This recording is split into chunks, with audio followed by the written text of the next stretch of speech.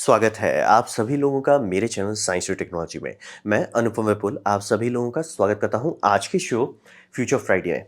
आज हम लोग एक बहुत ही बड़ा टॉपिक के बारे में बात करेंगे यानी क्रिप्टो, जो एक मॉडर्न ट्रेजेडी की तरफ जा रहा है। तो आइए इसे समझते हैं। ये वीडियो थोड़ा लंबा होगा तो कंफर्टेबल हो जाइए। तो सबसे पहले समझिए कि हम लोग क्रिप्टो किसके अगेंस्ट उतारा गया था। तो क्रिप्टो उतारा गया डॉलर के अगेंस्ट में। डॉलर तो डॉलर जो है ना, लोग थोड़ा पता नहीं है लोगों को कि वो एक्चुअली कितना पुराना है। तो एक रफ आइडिया देते हैं आपको। 1792 में उसकी नींव रखी गई थी। पहला कॉइन मिंटिंग शुरू हो गया था 1795 में। तो ये थोड़ा सा बूढ़े दादाजी हैं। कितना बूढ़े हैं? 230 साल से ज़्यादा हो चुका है। अब इसका रफ आइडिया देने के लिए कि 230 साल पहले कितना पहले है, ये होता था दुनिया का नक्शा। बाय द वे इसमें स्पेनिश ये रहते थे, इसीलिए इसमें नहीं है। यहाँ पे आपको दो दिख रहा है, दो कलर दिख रहा है, जिसमें आप देख रहे हैं इंडिया पे एक ठप्पा मारा हुआ है। तो वो थी ईस्ट इंडिया, मतलब समझिए आपका यूके पूरा सब पे ढप्पा मारा हुआ था, और जो ब्लू सेक्शंस है उसमें फ्रांस ने ढप्पा मारा था। बचे वाले में यानी ये एरिया में स्पेन ने ढप्पा मारा हुआ था। किस पे ढप्पा नहीं था? यूएस पे। मतलब उन्होंने लड़ाई झगड़ा करके हटा दिया था। तो समझ रहे, 230 साल इतना पुराना है कि इस तरह के एम्पायर आए और चले गए, वो वहीं थे वहीं रह गए। तो समझिए डॉलर के पास जो एक्सपीरियंस है उसको अगर आप कम आंकते हैं, सर आपकी बैंड बजने वाली है। फिर रहा बात कि हम लोग अभी अपने आप को बहुत स्मार्ट समझते हैं, बहुत यो समझते हैं कि हम चाहते हैं डॉलर क्रैश हो जाए। इट्स लाइक सर, बहुत लोग आए हैं। आप कल को जाके ये यूएस ट्रेजरी को बोलेगा हम चाहते हैं कि आपका तबाही हो जाए, वो बोले देखो उधर लंबा लाइन है, उसमें 600-700 लोग लगे हुए हैं, उसमें से तुम भी लग जाओ, कोई टेंशन वाली बात नहीं है। बहुत लोग फॉल करने उसके। तो बात है कि टूटा, समझ रहे 230 साल से कैसे टिक गया। बात यह है कि इसमें जो लोग काम करते हैं ना, उनके पास जो एक चीज़ है उसको कहते हैं बुद्धि। तो ये अडाप्ट करता है और इवॉल्व करता है। कहने को सबको लगता है कि उन्होंने गोल्ड से हटा दिया इसका वैल्यू। ना ना ना, गोल्ड की कोई वैल्यू नहीं है। गोल्ड खाओगे क्या? गोल्ड का कोई वैल्यू नहीं है। गोल्ड की वैल्यू तब रहती है जब लोग मानते हैं कि उसकी वैल्यू है। और यही बात पे डॉलर को आगे बढ़ाया गया था कि अगर लोग गोल्ड पे बांध देते तो हम लोग फंस जाते हैं, हमारा ग्रोथ लिमिट हो जाता है। यूएस में क्या चीज़ का लिमिट नहीं है? ग्रोथ का लिमिट नहीं है। वो ग्रो करते चले जाते हैं। तो इसीलिए उन्होंने अडाप्ट किया, इवॉल्व किया। काफ़ी लोग इसके अगेंस्ट हुए, काफ़ी लोग इसके साथ हुए। ऐसा होना चाहिए। डेमोक्रेसी में हमेशा बैलेंस होना चाहिए, और ये इनके पास रहता है, इसीलिए आगे बढ़ पाते हैं। और रहा बात कि इसको बैक कौन कर रहा है। ठीक है, आपने करेंसी बनाया, ठीक है सर, करेंसी बना दी, बल्ले बल्ले। इसको बैक कौन कर रहा है? ठीक है, तो इसको बैक कर रहा है ना यूएसए। तो यूएसए क्या है? तो यूएसए समझिए उनके पास दो चीज़ है, जिसे हम कहते हैं बॉल्स, जिससे आता है ग्रोथ और आता है वॉर। यानी कि अगर आप बोलते हो कि हम यूएसए से अच्छा एजुकेशन दे देंगे, अरे सर बच्चों खेलने की चीज़ें कर लोगे, कोई टेंशन वाली बात नहीं। आप कहोगे यूएसए से ज़्यादा अच्छा हम इकोनॉमी बना देंगे अपने देश में, अरे बच्चों खेलने की चीज़ है उससे कर लोगे, कोई टेंशन वाली बात नहीं। आप कहोगे उनसे अच्छा हेल्थ केयर हम दे देंगे, अरे बच्चों खेलने की चीज़ें कर लोगे, कोई टेंशन वाली बात नहीं। आप मुंह खोले कि हम उनसे अच्छा वेपन सिस्टम बना लेंगे, भगवान आपकी आत्मा को शांति दे, आप हट जाने वाले हो। आप हर चीज़ में यूएसए को जूता चप्पल मार सकते हो और जीत भी जाओगे। जहां उनका वेपन वाले पे आ गया, इसीलिए मैंने ये फोटो डाला है। ये क्या है? ये उनका जवाब है जो रशिया हुलुलुलु अभी कर रहा है। ये जवाब उन्होंने 2018 में बनाया था। ये है लेजर कंटिन्यूअस वेपन। यानी कि अभी जैसे सब लोग का हल्ला हो रहा है कि ड्रोन से सबकी वाट लग जा रही है, 2000 का ड्रोन को उड़ाने के लिए आप मिसाइल फायर करोगे क्या? उनके पास जवाब है, पहले से बनाया हुआ है। 2018 में बनाया था और 2020 में डिप्लॉय कर दिए थे। अब इनका टेंशन हो रहा है कि ये सब मशीन डिप्लॉय कर देते तो ये सबको रिपेयर वगैरह, कोई भी जैसे आप वेपन्स देखते हो ना, तो टैंक्स जैसे अगर जाती है युद्ध में, तो टैंक्स के पीछे जो फॉरवर्ड बेस है वहाँ पे कोई मेंटेनेंस नहीं होता, उसके पीछे जो बेस होता है उसमें मेंटेनेंस होता है। तो वो अब उस पर काम कर रहे हैं कि सर इस सबको क्लीन रूम में मेंटेन किया जाता है, तो वो क्लीन रूम कैसे हम युद्ध जगह पे क्लीन रूम ले जाए, वो वहाँ तक जा चुके हैं। ये 15 किलोवाट का लेजर है। कितना बड़ा लेजर हुआ ये समझिए मेटल कटिंग लेजर जो होता है, आप लोग देखते हैं कंटिन्यूअस है, यानी कि इसमें पल्स नहीं है, वो एक्चुअली 15 किलोवाट का दे रहा है। कोई ड्रोन नहीं है जो इसको संभाल सके, और ये आराम से चलता रहेगा। और इसको चलाने के लिए अगर मतलब क्लेम कर रहे हैं कि 30% से ज़्यादा एफिशिएंट लेजर है, हो सकता है, संभव नहीं, बहुत सारे मेटल कटिंग लेजर ऑलमोस्ट 35 छूते हैं, तो ऑड बात नहीं है। ये मतलब 50 किलोवाट के अंदर ये इन्होंने सारा चीज़ कर दिया, टेक इट एंड गो। और इसका एक बड़ा भाई पे काम चल रहा है, वो है 100 किलोवाट का। वो आर्टिलरी शेल फुल स्पीड पे चल रहा है, वो बोले बैक बैक, कहाँ बस आए जा रहे हो। और उसका भी एक बड़ा भाई पे काम चल रहा है जो 500 किलोवाट और 1 मेगावाट पे है। वो सब के सामने हाइपरसोनिक हुलुलुलु झिंगा लाला कुछ काम नहीं। और ये इनका पुराना कैटलॉग है, ये हमने बना दिया। इसलिए बोले सर आप बोलो हम यूएसए को इसमें जूता चप्पल मारेंगे, सिलिकॉन टेक्नोलॉजी में मारेंगे, सर टिकट एंड गो आप कर लोगे। आप बोलोगे हम उनसे बेटर मेडिकल सर्विसेज देंगे, टिकट एंड गो इंडिया में है। आप बोलोगे उनसे बेटर हम एजुकेशन दे देंगे, टिकट एंड गो। आप सब चीज़ में उनको धो सकते हो। वॉर में जहां आप उतरे, वो बोलेंगे सर भाई हम 230 साल से धड़ उधर है, मत लड़ो, जापान से पूछ लो क्या हुआ था। जापान से पूछ लो कहाँ हुआ था। तो इसीलिए समझिए, यूएसएसआर आया, हम उड़ा देंगे, वो डूब गया। एम्पायर्स आए, वो डूब गए। ये समझना बहुत ज़रूरी है कि जो लोग हैं ना, हम डॉलर को गिरा देंगे सर, उससे उस लेवल पे लड़ना होगा। समझ रहे हैं? उस लेवल पे लड़ना होगा आपको। और रहा बात, क्रिमिनल एंटरप्राइज डॉलर पे चल रहा है, तो सोचिएगा भी मत कि आप जो सोचे ना पॉलिटिशियंस, वो पॉलिटिशियंस किसके पॉकेट में रहते हैं? इसके समय क्या बोलते हैं, क्रिमिनल्स के पॉकेट में। क्रिमिनल्स का पॉकेट किससे भरा हुआ है? डॉलर से। आपको काहे लगता है कि नॉर्थ कोरिया जिंदा भी है? वो डॉलर का बिजनेस कर रहा है, फेक बना बना के। तो समझना बहुत जरूरी है, डॉलर की जो बैकिंग है वो हलवा नहीं है। और अगर कोई चीज़ 230 साल चल जाता है तो कुछ तो सीख लिया होगा, कुछ तो सीखा होगा उसे। अगर आप हल्के में लेते हैं, बोल रहे हैं ना, जापान बहुत हल्के में लिया था और उसके बाद बहुत हल्के से उड़ा दिया गया उनको। तो डॉलर के अगेंस्ट उतर रहे हैं आप, तो समझिए क्रिप्टो कितना बड़ा हथियार से उतरा है। तो इसका स्टार्ट कब हुआ था? तो क्रिप्टो करेंसी का स्टार्ट हुआ था ना कि हम एक मैजिक करेंगे, उससे सारी समस्याएं सॉल्व हो जाएंगी। तो अब रहा बात कि ऐसा आप मैजिक कभी किसी को बेच नहीं सकते, क्योंकि आदमी का कॉमन सेंस होता है। कॉमन सेंस ब्रेक लगा देगा, सर ये मैजिक बना रहा है, चूना लगा रहा है, हमारा वाट लगेगा, कुछ नहीं होता ऐसा। ठीक है, लेकिन अगर आप दर्द में हो, आपकी वाट लगी हो, जैसे कि 2008 मार्केट क्राइसिस, जो कि बहुत गंदा था, बहुत लोगों की बैंड बजी थी, वो जब फाइनेंशियल क्राइसिस आया तो लोग दर्द में थे। दर्द के टाइम आप किसी को कुछ भी बेच सकते हैं। जैसे कि अगर युद्ध हो रहा है, दर्द हो रहा है, तो हई पावर में आ जाता है।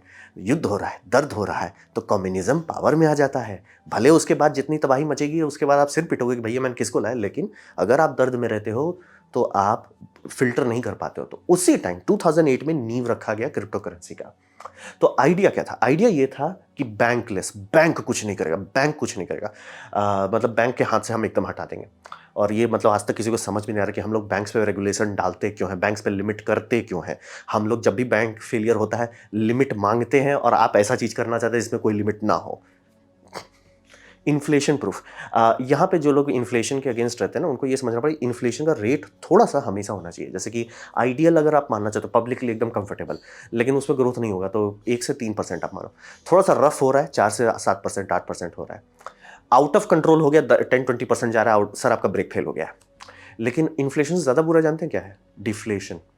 डिफ्लेशन अगर आपके देश को छुआ, एग्जाम्पल देते हैं, जापान जो है एक टाइम पे, आज के हम लोगों को नहीं पता, लेकिन जापान एक टाइम में इतना स्पीड से आगे बढ़ रहा था कि लिटरली पूरी दुनिया मान ली थी कि जापान अमेरिका से आगे चला जाएगा। जैसे अभी चाइना के पीछे लोग हुलुलुलु कर रहे हैं ना, ये जापान के साथ हुआ। जापान की ग्रोथ रेट गर्दा उड़ा रही थी।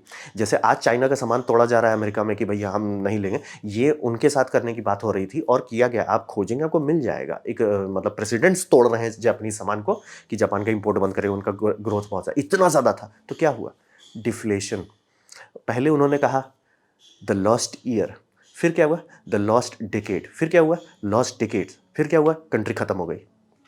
वो कंट्री खत्म हो गई, अब प्रोसेस चल रहा है, अब उनकी आबादी खत्म हो रही है। और लोगों को पता क्यों नहीं चला कंट्री खत्म हो रही है? बात है, हम लोग जीते 100 साल है।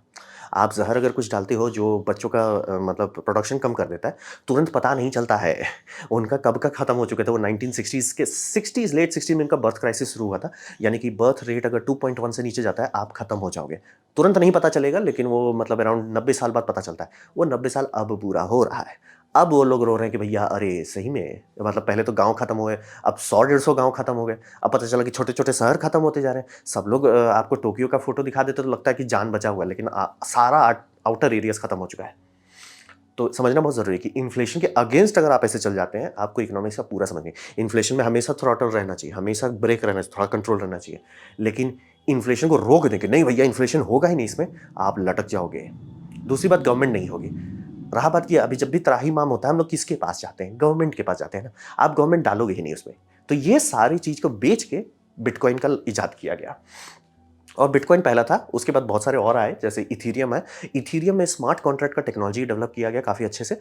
उस टेक्नोलॉजी को लेके बहुत सारे और बिटकॉइंस आए हैं और बहुत सारे क्रिप्टो करेंसी आए हैं। क्योंकि आप सोचोगे कि मतलब कौन इतना प्रोग्रामिंग, क्योंकि बिटकॉइन बनाना बच्चों खेलने की चीज़ नहीं, काफ़ी प्रोग्रामर्स लगेंगे। 10 प्रोग्रामर्स तो कम से कम लगेंगे, या एक दो तो ढंग का बहुत हाई लेवल का काफ़ी टाइम काम करें। तो कहाँ से इतने सारे आ रहे थे? बात है इथीरियम का कोर लेके ना आप उसका 6-7 हज़ार क्रिप्टो करेंसी बना सकते हो। इसीलिए टॉप पे 20,000 क्रिप्टो करेंसी चल रहा था मार्केट में।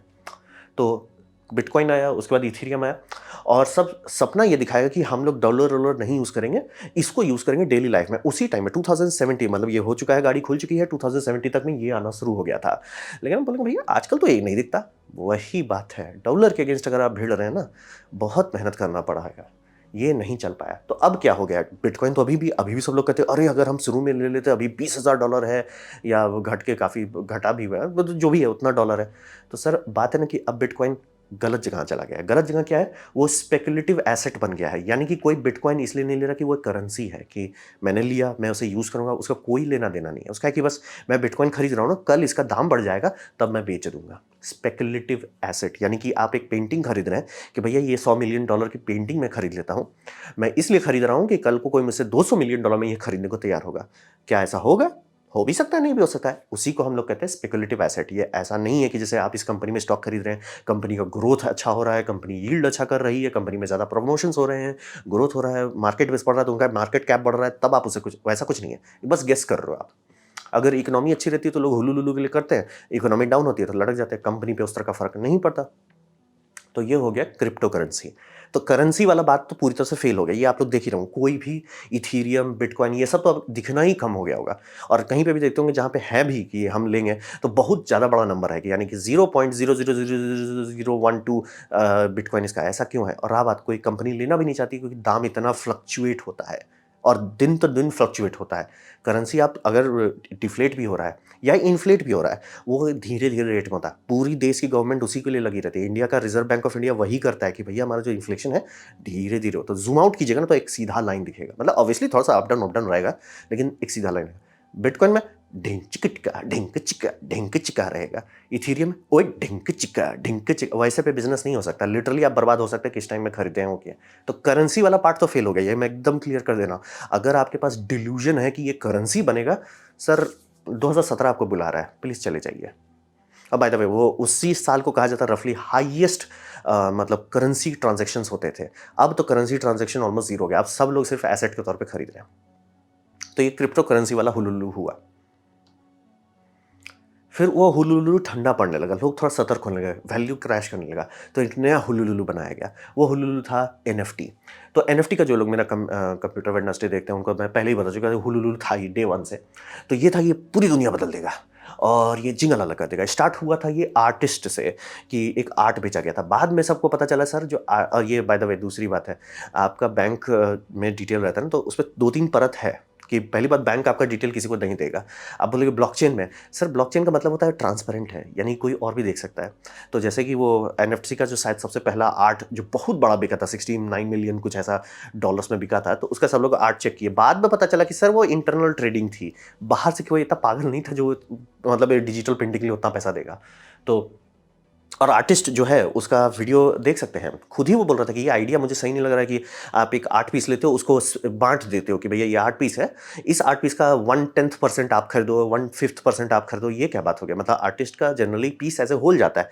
जैसे मोनालिसा पेंटिंग है तो वो पेंटिंग किसी लाइब्रेरी के मतलब म्यूजियम के पास होगी, उस पेंटिंग अगर क्लोन भी है या कुछ भी है या कोई और आर्ट है तो जान होना चाहिए इधर उधर। ऐसा थोड़ी होता कि उसका उसका 1% मेरे पास है, इसलिए उसका क्या फायदा हुआ, ये स्टॉक मार्केट थोड़ी है। तो वही सोचिए, आर्टिस्ट से गाड़ी खुला था और उसके बाद ना हर कोई कूद पड़ा इसके मतलब, क्योंकि उसमें गेट रिच क्विक स्कीम के तौर पे सबको दिखाया गया कि देखिए सर इसमें बहुत पैसा है। ये आप लोग भी देखे होंगे, सब कोई टूट पड़ रहा था कि मतलब आज नहीं कल अगर हम NFT नहीं किए तो कल बर्बाद हो जाएंगे। मतलब NFT में सब लोग, और बड़े बड़े नंबर दिखाए जा रहे थे मार्केट में कि भैया 60 मिलियन का ये हुआ, 10 मिलियन डॉलर का ये हुआ, $10,000 का ये ट्वीट का NFT बन गया, बहुत हुआ। और सब लोग को ये बोला भैया अभी कूदिए नहीं तो गायब हो जाएंगे। तो हुआ क्या, तो हुआ ये समझिए कि सब लोग इसको खरीदे, ठीक है। ये हुआ चाहे जस्टिन बीबर हो जाए, चाहे लाना रोज हो जाए, चाहे मैट डेमन हो जाए, चाहे केविन हार्ट हो जाए, चाहे माइक टाइसन हो जाए, चाहे कोई वीडियो गेम्स हो जाए, सब लोग टूट पड़े, ठीक है। और सब ने बेचना शुरू किया और अंधे लोगों ने खरीदना शुरू किया, खरीदते हैं। और क्यों खरीदे यहां समझना बहुत जरूरी है। जब मैं किसी कंपनी से स्टॉक खरीदता हूं तो मैं कर क्या रहा हूं, घुमा फिरा के मैं एक लोन दे रहा हूं विदाउट गारंटी कि मैं आपको पैसा दे रहा हूँ, आप कुछ अच्छा कर लो। जैसे मैं अगर टाटा कंसल्टेंसी सर्विस को पैसा देता हूँ तो वो पैसे से अपना इंफ्रास्ट्रक्चर पे डेवलपमेंट खर्च करेंगे, HR को हायर करेंगे, जो भी है वो कुछ करेंगे उससे। तो मैं उस भरोसे पे देता हूँ उनको पैसा। किसी भी और कंपनी है, जैसे मैं इंडिया के फार्मास्यूटिकल में इन्वेस्ट करता हूँ तो मैं दे रहा हूँ कि सर आप इस पैसे से कुछ करो, उम्मीद करते हैं कि उस पैसे से आपका भला होगा, उससे आपकी ग्रोथ होगी, उससे मेरा भला होगा। यहाँ पे क्या है, कुछ नहीं सर। आप एक पेंटिंग खरीदोगे एक पॉर्न स्टार का, और वो भी पेंटिंग नहीं है, ढंग का नहीं है, नूड भी नहीं है, और ऊपर से फ़ोटो भी नहीं है। वो बस एक मतलब 15-20 मिनट का आर्ट बनाया हुआ है, जो कि अगर मैं ये आर्ट बना के अपने इसको आर्ट डायरेक्टर को देता, वो मिसाइल मार देता मेरे पीछे। तो वही समझिए, मैट डेमन वाला एटलीस्ट थोड़ा-सा एफर्ट डाला है। मतलब 5-10 मिनट लगाया है। माइक टायसन वाला में लग रहा है कि एटलीस्ट 1-2 आर्टिस्ट को $200-300 दिया गया था, थोड़ा-सा ढंग से है। केविन हार्ट वाला तो भगवान जाने, वो 3D बनाया हुआ है। ओह! जस्टिन बीबर वाला तो लॉल है। तो यही समझिए, सब लोग इसको खरीदना शुरू किया। अब बस प्रॉब्लम वहीं आ गया। ये लोग आपको बेच दिए, ठीक है? उनके पास मिलियंस ऑफ डॉलर्स आ गए, बल्ले-बल्ले। अब आप क्या करोगे? यहीं पे सबका, किसी को हम समझा ही नहीं पा रहे थे, पूरा वीडियो पे वीडियो बना के। और मैं इकलौता नहीं हूँ, मैं समझ रहा हूँ, कॉफी जिला से लेके पहुंचे हुए लोगों से लेके लौटे हुए लोगों तक सब लोग बना दिए कि भैया इसका कोई वैल्यू नहीं है, मत इस पे पैसा डुबाइए। सब लोग बस हाँ, पैसा, इट्स लाइक $69 मिलियन उनको मिला है। इसका ये मतलब नहीं कि आपको मिलेगा। और ये दूसरा एक बात समझना बहुत ज़रूरी है, जैसे कि ओनली फैंस बहुत लड़कियों को बर्बाद कर रहा है। ऐसा क्यों हो रहा है? कोई इलीगल कर नहीं कर रहा है, वो बस एक चीज़ डिटेल छिपाए हुए हैं दुनिया से, कि कितने उनके अंदर एक्चुअली पैसा कमा पा रहे हैं। यानी कि जैसे एमवे में आप देखोगे जो होता है ना, मल्टी लेवल मार्केटिंग या ये सब जो है, उसमें लिटरली कोई भी मल्टी लेवल मार्केटिंग है, सब स्कैम्स हैं। लेकिन आप किसी का भी देखोगे तो वही हमारे में जो टॉप लेवल हैं, जो जीजी लेवल पे है, वो मतलब मिलियंस ऑफ डॉलर कमा रहे हैं। क्या वो बात सच है? एकदम सच है। तो गड़बड़ क्या है? गड़बड़ ये है कि बताते नहीं कि उनके पास पैसा आ रहा है नीचे वालों का। तो नीचे वालों को आप देखोगे कि अरे भैया, आपके नीचे जो सबसे नीचे हैं वो $200 कमा रहे हैं, और $200 कमाने वाले 60% हैं, $1000 कमाने वाले 6% हैं। तो भैया ये ऊपर वाले टॉप वाले कितने? 0.001% आता है। ये सारे मल्टी लेवल मार्केटिंग में है। और वो उनका नंबर देख के सब लोग जाते हैं। जैसे कि कोई इसमें आपका ओनली फैंस पे कोई लड़की बहुत सक्सेसफुल है, तो उसका देख के 10,000 लड़की कुछ जरूर जाएगी। उस 10,000 में से 100 भले कुछ कर लेगी, लेकिन बाकी सब फ्री का पॉर्न स्टार बन जाएगी, कोई मतलब नहीं रहेगा। और ये होता है एनएफटी के साथ भी, वही हो रहा है कि बस सब लोग कूद जरूर जा रहे हैं। इस लाइक सर, एक एनएफटी आर्टिस्ट सक्सेस हुआ, इसका ये मतलब नहीं कि सारे सक्सेस हुए। बोल रहे ये सारे फेल हो चुके हैं, बाय द वे, सब फेल, खत्म, बाय। मैट डेमन भी चूना लगा के चला गया वो जो कि बहुत फनी था, क्योंकि इसने कहा फॉर्च्यून फेवर्स द बोल्ड, इसीलिए देखिए उसमें लगा फॉर्च्यून फेवर्स द बोल्ड। अब रहा बात की जो रोमन बंदे ने ये कहावत कही है, अपेरेंटली वो बंदा मतलब वोल्केनो को देखना चाहता था, वो 4 लोग रोक रहे थे, तब बोला था कि फॉर्च्यून फेवर्स द बोल्ड। जैसे गया, सल्फर से सफोकेट करके ऊपर चला गया। तो वही हो रहा है कि लोग इसके पीछे जितना पैसा जलाए हैं, माय गॉड, जैसे ये गेम के चक्कर में, माय गॉड, $69 मिलियन, मतलब मिलियंस ऑफ। भाई मैं वीडियो गेम बना देता भाई उतने दाम में। मैं गेम स्टूडियो में काम किया उतना नहीं लगता है, लेकिन माय गॉड लोग क्या पड़े इसके पीछे, पड़ गए एकदम। हम बर्बादी करके रहेंगे लोग को, करोड़ों लोग अरबों रुपया बर्बाद किए हैं इसके पीछे, और डॉलर्स में भी, इंडिया में भी। तो ये समझना पड़ेगा, ये एनएफटी वाला वायरस आया। क्रिप्टो करेंसी, करेंसी तो कभी बना नहीं, एनएफटी आया, सिर्फ चूना लगाया, और 1-2 प्रोजेक्ट गलती से सक्सेसफुल हुआ है। गलती से क्या हुआ समझिए, शायद इनसाइडर ट्रेडिंग से ही चलाया जा रहा है, और उसके बाद बस लोग कुछ चूना पे चूना लगा रहे हैं। तो रहा बात की, अगर मैं बोल सकता हूं, और बहुत सारे और यूट्यूबर्स भी, मैंने नीचे वीडियो दे दिया है, कॉफी जिला कब से लड़ रहा है सबके पीछे। तो बात है कि लोग फंस कैसे जा रहे हैं। मतलब मैं मूर्ख हूं, सबके सब तो मूर्ख नहीं हो सकते ना, ऐसा कैसे चलेगा दुनिया। तो बात है कि यहाँ पे एक फिल्टर लगाया जाता है, जो फिल्टर कहते हैं ना टेक्निकल मम्बो जम्बो, यानी मैं हु लु लु लु लु लु कर दूंगा आपके साथ, आपको कुछ पता नहीं, हु लु लु लु लु लु। जैसे आपको नहीं पता है कि हाइड्रोजन में एनर्जी नहीं होती है, इसीलिए उसे कार्बन से बात के हाइड्रोकार्बन बनाया जाता है, उससे आपकी गाड़ी चलाई जाती है। वो अगर आपको नहीं पता तो हम बोले हाइड्रोजन में एनर्जी है, इसलिए क्या वो बात सच है? आधा उसमें एनर्जी है पर किलोग्राम, बस आप उसे किलोग्राम में नहीं ले जा सकते, लीटर में ले जाना होता है। अब रहा बात की लीटर आप कैसे ले जाओगे, लिक्विड हाइड्रोजन होगा उसके लिए। चलिए आप लिक्विड क्रायोजेनिक कर सकते हैं, जैसे हम लोग एलएनजी पे भी ट्रक चलाया जाता है, तो आप कर दो, तब देखोगे अरे 11 लीटर में 1 लीटर डीजल के बराबर का ताकत होता है उसमें। यही बोले, किलोग्राम आपको बेच के मूर्ख बनाया जाएगा, लीटर वाला बात बना के इंजीनियर्स रोते रह जाएंगे, लेकिन आप इग्नोर कर दोगे क्योंकि वो आपको डिलेट कर रहे हैं, उलुलुलु कर रहे हैं। तो वही टेक्निकल मम्बो जम्बो इसका सबसे पहला कवच है। तो वही समझिए कि कुछ भी है, कोई भी प्रॉब्लम है, ब्लॉकचेन सॉल्व कर देगा। अब माय गॉड, क्या वीड फुकाए हैं ये दुनिया को कि हर समस्या का समाधान है ब्लॉकचेन। हर समस्या, सर आपके पास दांत दर्द हो रहा है, ब्लॉकचेन। सर आपका टांग टूट गया, ब्लॉकचेन। हर समस्या का एक समाधान, ब्लॉकचेन। इसलिए भाई ऐसा कैसे हो गया? मतलब मजाक नहीं कर रहा हूं, पढ़े लिखे पहुंचे हुए लोग जो इतना अच्छे से लोगों को चूना लगा रहे हैं, सेल्फ ड्राइविंग गाड़ी में हम ब्लॉकचेन डालेंगे। इट्स लाइक क्यों?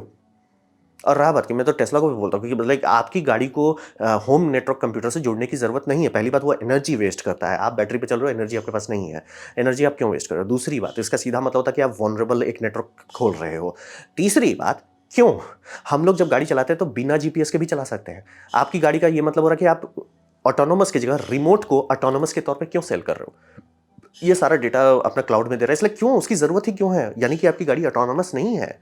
तो वही समझिए, उसमें भी है ना, हम सेल्फ ड्राइविंग में ये डाल देंगे, हेल्थ केयर में ये डाल देंगे, फाइनेंस में ये डाल देंगे, एनर्जी में ये मजाक नहीं करो, लोग सोलर में ठूस रहे हैं ब्लॉकचेन को। इसलिए कुछ भी है, हर समस्या का समाधान ब्लॉकचेन। इसलिए उससे होगा क्या, किसी को नहीं पता। और किसी से भी पूछेंगे, अच्छा सर आपको पता है ना ब्लॉकचेन एक कंप्यूट है, राइट? वो एक कंप्यूटेशन एल्गोरिदम है जो आप कंप्यूट करते हो।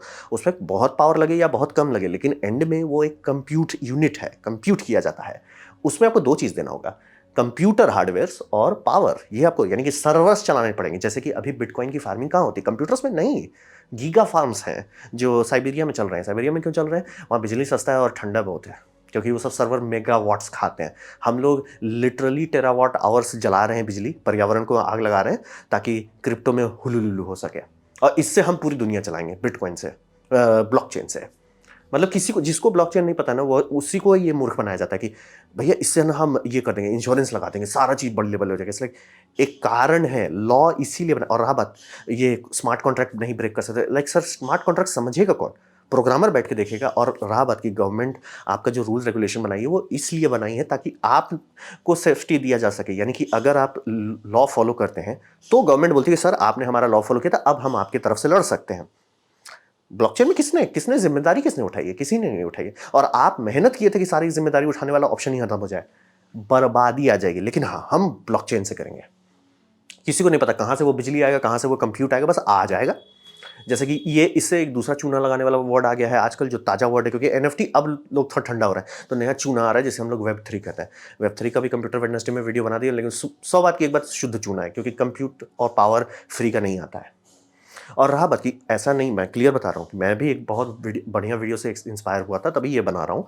बहुत लोग और भी क्लेम किए थे और बहुत पहले किए थे, मतलब एक्सीडेंट होने से, तबाही मचने से, ये FTX के बर्बाद होने से पहले से हल्ला कर रहे थे। तो रहा बात कि लोग कैसे इस पर फंसे हुए हैं। बात समझिए कि उन्होंने एक ट्रिक बना दिया है। ये जो कम्युनिटी है ना, इसे हाइड्रा कम्युनिटी समझिए, इसमें कोई हेड नहीं है, बस सब लोग एक दूसरे के स्कैम में फंस गए हैं और ये सब लोग के फायदे में है कि ये स्कैम चलता रहे। तो उसको बचाने के लिए वो एक इन्वायरमेंट रहे, इन्होंने ये टर्म बनाया, FUD, फड। आप कहीं भी क्रिप्टो वाले लोगों का देखेंगे, अरे ये फड कर रहा है, ये फड कर रहा है। फड का क्या मतलब होता है? Fear, uncertainty and doubt. यानी उन्होंने ये वर्ड लिया, इसे पैकेज किया, और अब कोई भी अगर आपको क्लेम करता है वो, अरे वो फड कर रहा है, फड मत करो, फड करने से कोलैप्स कर जाएगा वैल्यू। इट्स लाइक सर, मेरे कह देने से बोइंग नहीं क्रैश करेगा। बोइंग अगर सही में क्रैश करता है तो क्रैश कर जाएगा, समझ रहे? फड मतलब लिटरली फड के नाम से सबको, ओ जैसे थंडरफुट बोला फड है, कॉफी जिला बोला फड है, कुछ भी कोई भी उसके अगेंस्ट बोल रहा है, जेन्युइनली बोल रहा है कि सर ये क्या चूना लगा रहे हो, फड है, ऐसे करके लिटरली वो कर दिया। और रहा बच्चों की स्पेकुलेटिव एसेट है, यानी कि अब आप मना रहे हैं, जितने भी लोग इसमें कूद चुके हैं, फंस चुके हैं दलदल में, जो वेंचर कैपिटलिस्ट जिन्होंने पैसा डाला था वो तो अपना करोड़पति बन के निकल लिए। अब आप फंस गए हो कि ठीक है भैया, मैंने तो $20,000 का खरीद लिया बिटकॉइन, सर मेरे से कौन खरीदेगा? रहा बात कि वो वैल्यू बना रहे, तभी तक बना रह सकता है जब तक नीचे और लोग ये देख रहे हो, अरे बिटकॉइन का वैल्यू भागे जा रहा है, वैल्यू भागे जा रहा है, हम खरीद लेते हैं। आज मान लो 20,000 22,000 में भी मिल रहा है, कल को 40,000 में हम बेच देंगे। ये वाले लोग चाहिए, जैसे कहते हैं बिगर लूजर, मतलब आप लूजर हो, आपसे बड़ा लूजर रहे तो ही आप बच सकते हो। स्पेकुलेटिव इन्वेस्टमेंट इसीलिए लॉन्ग टर्म नहीं चलता है।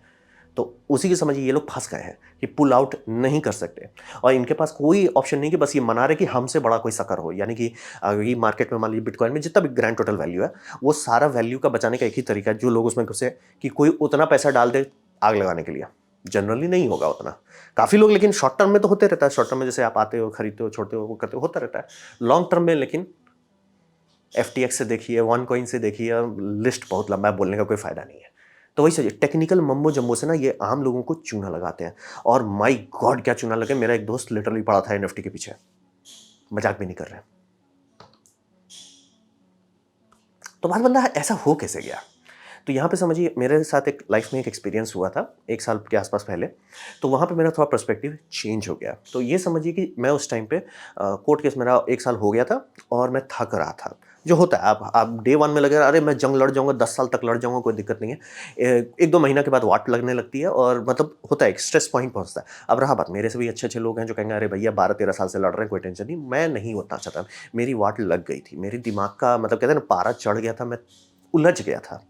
उसी टाइम मेरे को एक ट्रॉमा पड़ गया। मेरा पीठ में जो स्लिप डिस्क है, जो बहुत पहले पकड़ चुके थे, और उसको हम बहुत अच्छे से उस मतलब मेंटेनेंस किए, बहुत अच्छे से उसमें फिज़ियोथेरेपी की, सब चीज़ किए ताकि वो बिगड़े नहीं, और इट हेल्प्ड। लेकिन वहाँ दर्द फिर शुरू हो गया था, और उस टाइम डॉक्टर को दिखाया। डॉक्टर को दिखा के डॉक्टर बोला कि वो स्लिप डिस्क वाला इश्यू फिर से आ गया है। मेरा एकदम हम टूट गए। इतना दर्द, इतना फ्रस्ट्रेशन, मतलब मेरे को तोड़ दिया। मतलब ये खत्म, टूट गया। मतलब एक होता है ना कि आपका दांत में डेंटिस्ट लोग ड्रिल करते हैं कभी-कभी जो आरसीटी के लिए, वैसा दर्द समझिए मेरे पूरी बॉडी में हो रहा था। और दर्द वो ऐसा नहीं था कि सिर्फ दर्द है, वो साइकोलॉजिकल पेन से मिक्स हो गया था, तो हालत खराब था। उस टाइम मैंने एक महा बेवकूफ़ी वाला डिसीजन लिया, और उसके चलते मेरा एक पॉर्न वीडियो इंटरनेट पे है। तो वही समझिए कि मैं इतना मूर्ख कैसे हो सकता हूँ? बात वही था कि मैं डेस्परेट था, बहुत ज़्यादा पेनफुल डेस्परेशन, मतलब बॉडी दर्द कर रही थी। और उस टाइम रहा बात कि मैं अगर बैंगलोर में रहता कोई टेंशन नहीं रहता, क्योंकि कोई ना कोई दोस्त तो रहते ही वहाँ पे। यहाँ पे हूँ, कोई दोस्त नहीं है, और डॉगी भी नहीं है। मैं एकदम जिसके तिल मिला गए थे। उस टाइम में मैंने इमोशन के बेसिस पे बहुत सारा डिसीजन बस ले रहा था, लेकिन फँस गया उस चक्कर में, कांड में फँस गया। तो इससे मुझे एक समझ में आया कि आप कितना भी स्मार्ट हो ना, जब सब चीज़ सही चल रहा है, आपका ब्रेन बोल रहा है आई गॉट यू ब्रो। जहाँ आपका ब्रेन लटका, ये समझना बहुत ज़रूरी है कि हम लोग मॉर्टल हैं, भगवान नहीं है, तो हमारे में फ्लॉज़ है। और माइंड का सबसे बड़ा लिमिटेशन है कि वो सीपीयू नहीं है। आपका कंप्यूटर को फ़र्क नहीं पड़ता कि आपका वोल्टेज आप मतलब जब तक उसको सही एनर्जी मिलती है, टेम्परेचर सही रहता है, वो बम बम काम करेगा। इंसानी दिमाग में वैसा नहीं है, क्योंकि बाहर से मैं नॉर्मल दिखता। बाहर से वो ये बंदा है, चल रहा है, फिर रहा है, कोई दिक्कत नहीं है। मतलब स्लिप डिस्क थोड़ी कोई ऐसा चीज़ है कि आप उसे पैरालाइज़ हो गया, दिख तो नॉर्मल रहा है। अरे केस का क्या है, वो तो होता रहता है, चलता रहता है, कोई बड़ी बात नहीं है। लेकिन अंदर से टूट चुका था। ये इश्यू सीपीयू में नहीं होता, कंप्यूटर, लेकिन इसमें तो होता है ना। तो ये समझना बहुत ज़रूरी है कि अगर आप पेन और सफ़रिंग में फँस गए हैं, जैसे कि ये लोग का आप देख लीजिए, इनकी लाइफ़ में क्या हालत है। सोचिए दिन-रात, सुबह-शाम एक ही घिसाई कर रहे हैं, तो उनका पेन और सफ़रिंग तो किस लेवल पे होगा? और उस टाइम जब आप वहाँ पहुँच जाते हैं, आपका ये काम करना बंद कर देता है। मैंने जैसे लॉर्ना रोड्स का वो जो पॉर्न स्टार थी, मैं बहुत पॉर्न देखा हूँ। मैं कभी इतना मूर्ख नहीं हुआ किसी पॉर्न स्टार के कहने पे मैं फाइनेंशियल इन्वेस्ट करूँ। तो ये लोग कैसे इतना मूर्ख हो गए? लेकिन मुझे वही समझ में आया कि जब मैं ये पेनफुली डेस्परेट गया था, थैंकफुली दोबारा उतना कभी डेस्परेट नहीं हुए हम, जो पेन हो एकदम एकदम अंदर तक दर्द हो जाए। तो ये लोग के साथ में कितने लोगों का हालत होगा? जैसे कि एक बंदा बता रहा था, बहुत सही था, कि उसका लाइफ था, उसको स्ट्रोक आया, बॉडी की बैंड बज गई, मेडिकल खर्चा करते-करते ऑलमोस्ट सारा सेविंग साफ हो गया। कुछ हज़ार डॉलर बचा हुआ था उसके पास, और वो उसको पता था कि भैया मेरा टाइम कटने वाला है। तो उसने जो इतना पैसा था डाल दिया क्रिप्टो में कि भैया शायद ये बढ़ जाए, शायद मैं ऊपर जाने से पहले अपने बच्चों को कुछ दे पाऊँ। उसने रिस्क लिया, और बहुत सारे और भी लोग हैं। बोल रहे हैं पेन और डेस्परेशन जब आ गया आपके साथ, आपका दिमाग काम नहीं करेगा। तो ये हमारे लिए थोड़ा ज़रूरी है, थोड़ा समझना कि वो लोग मूर्ख नहीं, हो सकता है वो डेस्परेट हों। उस पे जैसे एक बंदा बोल रहा था कि सर मैंने आपके उस पे डाल दिया था, मैं लेकिन अपना बच्चा को कैसे अब खिलाऊँ-पिलाऊँ, सारा मैंने सेविंग्स आपके में डाल दिया था, और लाना रोड्स तो लॉल कर गई। तो वही समझिए कि जब होपलेस आप हो जाते हो ना, जबकि मतलब मुझे कुछ नहीं दिख रहा, कुछ नहीं समझ में आ रहा, तो सारा चीज़ पे आप रिस्क लेने लगते हो। जैसे आप देखिए कि कभी भी अमीर आदमी रेलवे पटरी का वो टप के नहीं क्रॉस करता, गरीबी आदमी करता है, ऐसा क्यों है? कभी ठंडे दिमाग से सोचिए। पेशेंस एक अमीरी का लग्ज़री है, और एक्चुअली उल्टा है कि आप पेशेंट रहोगे तो अमीर बन जाओगे। लेकिन आप देखने को मिल जाता होगा कि भैया कभी भी कोई जो मतलब अगर आप बड़े शहर में रहते होंगे, दिल्ली, मुंबई, ये सब में कभी नहीं दिखेगा कि अमीर आदमी निकल रहा है, "अरे भागो, भागो, जल्दी, जल्दी, जल्दी चलो", जबकि उसका एक-एक मिनट का कीमत ज़्यादा है, लेकिन वो भी फाटक लगाया, रुक जाओ, कोई टेंशन नहीं है। वहीं पे गरीब आदमी नीचे से निकल के दाएँ-बाएँ करता है, बच्चे समझिए वही होपलेस अगर जब आप फँस जाते हैं गरीबी वाले में, तो वही समझिए कि टाइम, क्योंकि अगर टाइम खत्म हो जाता है ना, मैं क्या करूँगा? जैसे आपकी मान लीजिए आप 30 साल के हो और आपका किस्मत बहुत ख़राब है, आप मेरे जैसा अच्छा हालत में नहीं हो कि एक घर है, सब चीज़ सॉर्टेड है, वैसा नहीं है आपका। क्या करोगे आप? आप 30 साल का हो, बहुत महँगे शहर में रह रहे हो, जैसे मान लो आपकी किस्मत फूटा हुआ है, आप बैंगलोर में रह रहे हो। बैंगलोर में 1 लाख रुपए चिल्लर छूटा होता है। आपकी मतलब ढंग का रहने का जगह भी आराम से 20,000 से ज़्यादा खा सकता है, और मतलब अगर बीवी है तो भगवान बचाए। तो आप समझिए आप फँस सकते हो उस सब जगह पे कि जहाँ पे कहने को सब चीज़ सही है, लेकिन हालत ख़राब है। उस जगह पे आप रिस्क लेने को आ जाते हो कि भैया मेरे पास 5 ही हज़ार है, ये मैं पूरा डाल देता हूँ। मेरे पास 10,000 है, या ये पॉलिसी एफडी बचपन में बना दिया था, कुछ भी है, वो सारा रिस्क करने आ जाओ, क्योंकि आज खोने को कुछ नहीं है। तो वही समझिए। और रहा बात सबसे क्रिटिकल, कि पैसा सिखाया नहीं जाता, पैसा कॉम्प्लेक्स चीज़ है, पैसा सिखाया नहीं जा रहा। हम लोग बस आग लगा रहे हैं, हमें नहीं पता। जैसे कि सबसे गरीब लोग कौन होते हैं?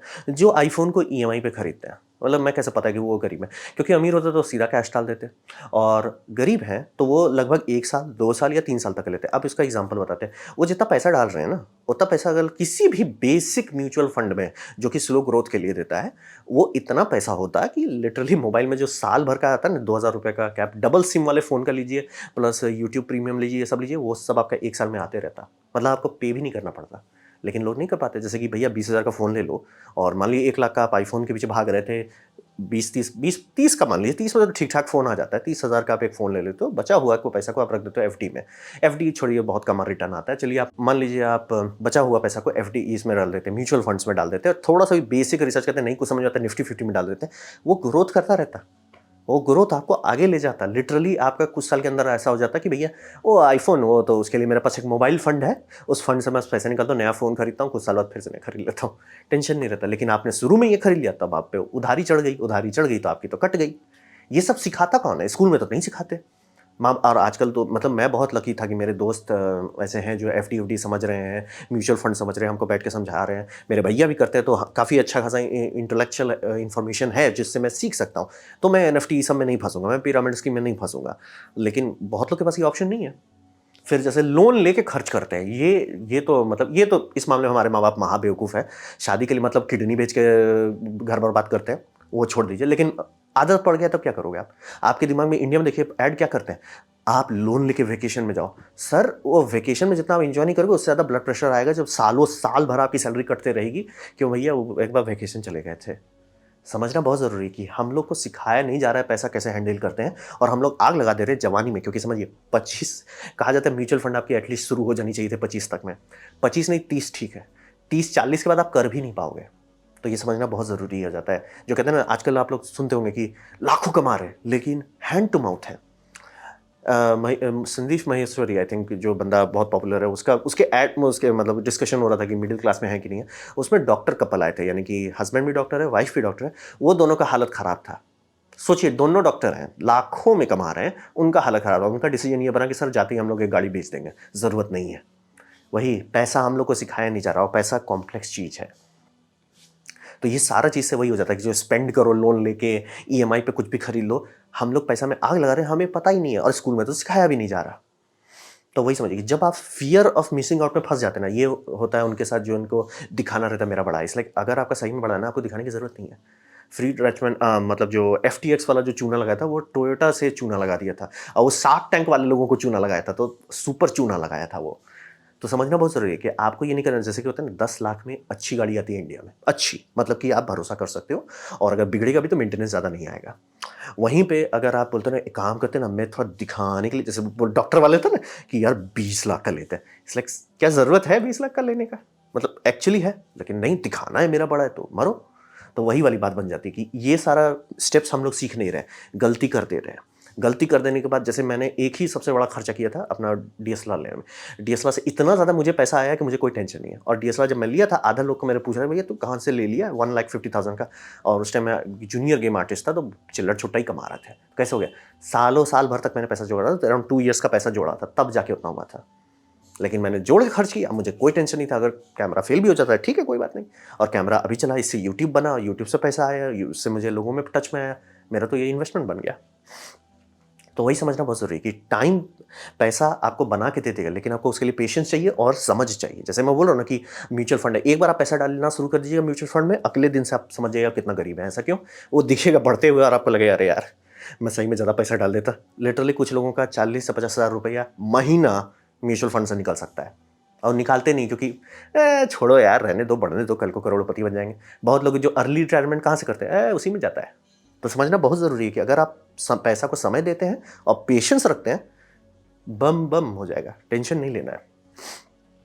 तो वही समझिए हम लोग जो फ़ियर में फँस गए हैं और पॉवर्टी बहुत डरावना होता है। जो लोग एकदम गरीब नहीं, जैसे मैं खुद गरीब ज़रूर हूँ, लेकिन मेरी पूरी फैमिली स्ट्रक्चर बहुत अच्छी है और मैं अच्छे घर में रह रहा हूँ, तो मुझे टेंशन नहीं है। लेकिन जिनका हालत ख़राब है, जैसे पीजी में जब मैं वहाँ रहता था बेंगलोर में मतलब 4,000 देता था और 3 लोग के साथ रूम में रहना पड़ता था। आप लोग में से कई लोग का ऐसा हालत हो सकता है कि आप एक्चुअली जॉब कर रहे हो, बड़े शहर में रह रहे हो, लेकिन कहाँ है भैया एगो छोटा-सा रूम है, उसमें 3 ठो बिस्तर है, उसमें ठूस के बैठे हुए हैं।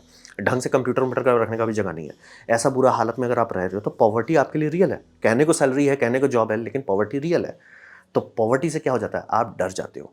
और पॉवर्टी आपको इनएविटेबल दिखता है कि यार मेरे खर्चे बढ़ते जा रहे हैं जो इन्फ्लेशन से हो रहा है। नहीं, मतलब महंगाई बढ़ती जा रही है, इन्फ्लेशन से हो रहा है, खर्चे बढ़ते जा रहे हैं क्योंकि आपको किसी ने सिखाया नहीं कि ब्रेक लगाओ, अपने पे ब्रेक लगाओ, कल को करोड़पति बन जाओगे। वो सिखाया नहीं गया है, आप बहे जा रहे हैं और आप तबाह हो गए हैं। उस टाइम पे आप सब चीज़ रिस्क करोगे, क्योंकि आपको तो वही हो जाएगा ना कि रिस्क मैंडेटरी हो रहा है। जो आप लोग, कई लोग बोलते हैं ना कि भैया हम सब चीज़ कर रहे हैं ज़िंदगी में लेकिन अमीर नहीं बन पा रहे, वही है, वहीं से आता है, इसीलिए ये हुआ था।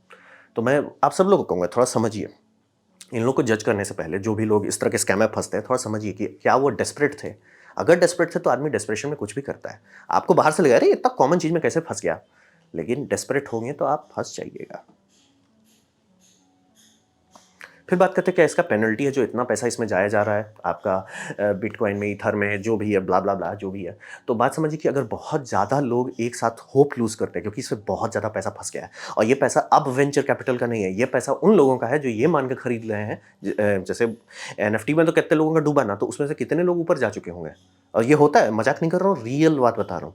और इसीलिए बोल रहा हूँ, कॉफीज़िला का वर्क में वो लिटरली बाद में समझ में आया कि लोग हैं एंड में, जो इन्वेस्टर रहते हैं वो तो डाल के निकल लेते हैं, वो अपना लेके चल देते हैं, चिल मार लेते हैं।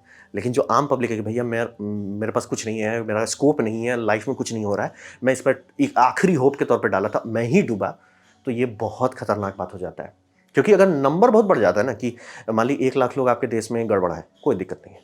10 लाख लोग गड़बड़ है, बहुत जोर का दिक्कत है। 20 लाख लोग गड़बड़ है, अति गंभीर समस्या है। तो वही समझिए, क्योंकि वो डिस्ट्रक्टिव केओस बन जाता है। क्योंकि जैसे एग्जांपल दिया ना कि जर्मनी में क्या हुआ था, डिस्ट्रक्टिव केओस आ गया था, लोग तबाह हो गए थे। तो लोगों को लगा था वर्ल्ड वॉर 1 खराब है, उसको वर्ल्ड वॉर 2 बोला बेटा रुक जाओ हम दिखाते हैं खराब क्या है। सेम कम्युनिज्म के बर्थ में भी वही होता है कि लोगों को लगता है अभी खराब है, और उस डिस्ट्रक्टिव केओस से जो आउटपुट आता है वो इतना खराब होता है कि इसलिए यार वही बढ़िया था। तो ये समझना बहुत ज़रूरी है। और वेल्थ लॉस इस स्केल पे हार्मलेस नहीं होगा कि अच्छा पैसा गया कोई बात नहीं, नहीं सर, कैस्केड फेलियर ट्रिगर कर सकता है। यानी कि जैसे अभी चाइना कैस्केड फेलियर का टच कर रहा है, जो कि पूरी दुनिया मना रही है कि नहीं करे, क्योंकि दुनिया रेडी नहीं है, बैकअप प्लान हमारा बना नहीं है, सब लोग अभी बिजनेस पोर्ट आउट कर रहे हैं, बोले अभी मत कोलैप्स करो, कुछ साल रुक जाओ यार, उसके बाद करना कोई दिक्कत नहीं है, लेकिन हमारा सारा बिजनेस निकला नहीं है। तो वही सब समझिए कि जैसे अगर बहुत ज़्यादा लोग ये हो जाते हैं कि हम अफोर्ड ही नहीं कर सकते, जो होता है ना कि ओ हम नहीं अफोर्ड कर सकते, सर ये चाइना का रियल एस्टेट अब क्रैश कर रहा है क्योंकि लोग अब खरीद नहीं पा रहे। क्यों नहीं खरीद पा रहे? ये सब स्पेकुलेटिव एसेट पे कूद गए थे, मतलब कि शुरू में जो दिख गया ग्रोथ सबको, सब पड़ गए। जैसे बेंगलोर में मैं बहुत साल पहले की बात कर रहा हूँ, 5 साल पहले, 5-6 साल पहले की बात कर रहा हूँ, बस में चलते टाइम ऐड आया था किसी में, पता नहीं, वो बोलते affordable home at Koramangala at 2.5 crore से। लाइक कितने लोग बैठे पड़े हुए हैं जो 2 करोड़ में आपका ये खरीद सकते हैं घर? बहुत कम लोग। अब वही मान लीजिए कि उसको 500 करोड़ कर देते हैं, कितने लोग हैं? एक दो, एक ही दो लोग ले सकते हो, ज़्यादा नहीं ले सकते। तो वही हुआ कि ये सब रियल एस्टेट का दाम इतना बढ़ गया कि रहने वाले लोग खत्म हो गए। जैसे बिटकॉइन का हो गया ना कि बिटकॉइन करेंसी नहीं रह गया, एसेट बन गया, बस सब लोग खरीदते जा रहे हैं उसको। सेम इसमें भी हुआ। एंड में आया ना कि सर ठीक है, जो लोग गरीब लोग थे वो बोले भैया मेरे पास पैसा कहाँ है, हम थोड़ी खरीदेंगे। अब हो गया कि बेचने वाला कोई नहीं बचा, लास्ट लूजर आ गया, सब एकाएक करके कोलैप्स करना शुरू कर दिया। सर दाम घट क्यों रहा है घर का? ओ कोई है ही नहीं खरीदने वाला। तो ये समझना बहुत ज़रूरी है कि लॉस, जितना पैसा इस समय फंसा हुआ है क्रिप्टो चक्कर में, NFT में या Web3 के चक्कर में जलाया जाएगा, उसका लॉस सीरियस होगा।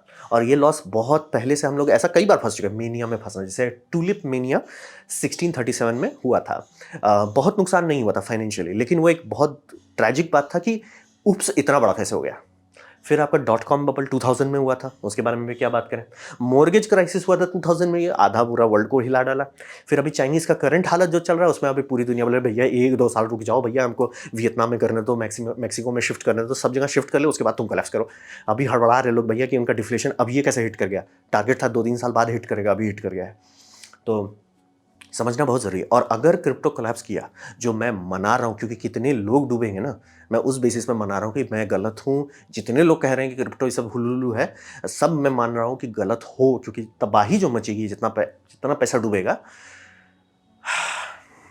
बहुत ज़्यादा। मतलब 2008 का क्राइसिस लगा, अरे वो कुछ नहीं, कुछ लोग थोड़ा हुलुलु कर गए थे, समझना बहुत ज़रूरी है। तो इसका समाधान क्या है? इसका समाधान एक ही है, हम लोगों को पूरी दुनिया में फाइनेंशियल एजुकेशन सुधारना पड़ेगा। ये ज़रूरी है, कंपलसरी है। मेरे जैसा हर कोई लकी नहीं होगा जिसके पास एक बड़े भैया हों जो सब सीख चुके हों, अच्छा से बता दे बेटा ये बेवकूफ़ी ना करो, ये करो ठीक हो, या दोस्त हो जाएगा भैया देखो हम कर चुके हैं, ये ऐसे ऐसे होता है। ये हर किसी को चाहिए। हम लोग स्कूल में टिग्नोमेट्री का कोई काम नहीं है, पैसा का काम है। लोगों को स्पेकुलेटिव एसेट का मतलब ही नहीं पता। लिटरली कई कई बार बड़ी-बड़ी कंपनी कैसे चूना लगाती है कि देखिए सर मेरे पास ये एसेट है, ये बिल्डिंग जो है 600 करोड़ की है। इट्स लाइक सर वो बिल्डिंग है कहाँ पे? क्या उसके अगल-बगल कोई है ऐसा चीज़ कि वो 600 करोड़ का बिल्डिंग अभी मान लीजिए आप रख देते हो मार्केट में, जैसे बैंकरप्सी के टाइम में होता है कि बैंक आप एसेट को मार्केट में रख देते हो। कोई खरीदने वाला नहीं है तो 600 करोड़ का थोड़े है, वो तो चिल्लड़ हो गया। ये होता है जैसे कि बहुत सारी मोबाइल कंपनी जब बैंकरप्ट हुई जियो के चलते, तो कहने को उनके पास एसेट था क्योंकि उन्होंने पैसा दिया, वो बिल दिखा रहे हैं, सर देखिए मेरा बिल है 3G नेटवर्क का। लोग कह रहे हैं सर 3G नेटवर्क अब कौन खरीदेगा? टावर भी अब कोई आपका टावर भले बिच रहा है तो टावर पता चला 70,000 का है और जो इक्विपमेंट आपने 5 करोड़ का खरीदा था उसका कोई वैल्यू नहीं है। टावर 70,000 में मेटल में बिच रहा है। ये समझना बहुत ज़रूरी है। ये सब हमें पता होना चाहिए। डेट क्या होता है, रिस्क क्या होता है, आपका मनी एक्चुअली क्या है, कैपिटल क्या है, इन्वेस्टमेंट क्या है, स्पेकुलेशंस क्या है, खासतौर पे वो स्पेकुलेशन क्या है, इन्वेस्टमेंट इंटरेस्ट रेट क्या है। मतलब बोल रहे हैं ना, आप एक बार इन्वेस्टमेंट करना शुरू कर दिया ना, आपको पता चलेगा आप कितना गरीब हो। क्योंकि आपको वो टॉन्ट करेगा, देख बेटा थोड़ा-सा और पैसा डालता देखता है पर दिन कितना आता। मैं ऑलमोस्ट ₹40 पर दिन पे पहुँच गया था एक टाइम पे। समझ रहे कितना गरीबी, ₹40। अब वहाँ पे लोग बड़े इन्वेस्टर लोग बोले, अरे देखो बच्चा है, देखो भैया 4 लाख तो हम ऐसे ही निकालते हैं डेली, डेली मजाक नहीं कर रहा हूँ, उतना है। तो समझना बहुत ज़रूरी है कि पेनल्टी है, इतना बड़ा जो तांडव हम लोग दुनिया में कर रहे हैं, बहुत गंदा बैंड बजने वाला है। और मैं मना रहा हूँ कि गलत हूँ, मना रहा हूँ। नीचे मैंने बहुत बहुत अच्छा डॉक्यूमेंट्री दिया है इसके बारे में, तो आप लोग को ज़रूर कहूँगा देख लीजिएगा। तो ये था मेरा प्रेजेंटेशन इसके बारे में, क्रिप्टो का जो ट्रेजेडी बनते वाला है। उम्मीद करता हूँ कि आप लोगों को कुछ अच्छा लगा, कुछ सीखने मिला, कुछ समझ में आया। अगर ऐसा है लाइक कर दे, दोस्तों शेयर कर दे, उससे मेरा काफ़ी भला होगा। नहीं अच्छा लगा, नहीं पसंद आया, कोई बात नहीं, आप डिसलाइक दबा सकते हैं। मैं कहूँगा डिसलाइक 2 बार दबाएं, उससे मुझे पता चलेगा कितना पसंद हुआ है। मैं आपसे कहूँगा कमेंट लिखे, मैं हर कमेंट को पढ़ने की कोशिश करता हूँ। आपसे कहूँगा सब्सक्राइब कीजिए, बेल दबाइए अगर आप फ्री हैं तो। आपने अगर वीडियो देखा जानकर मुझे बहुत खुशी हुई। धन्यवाद।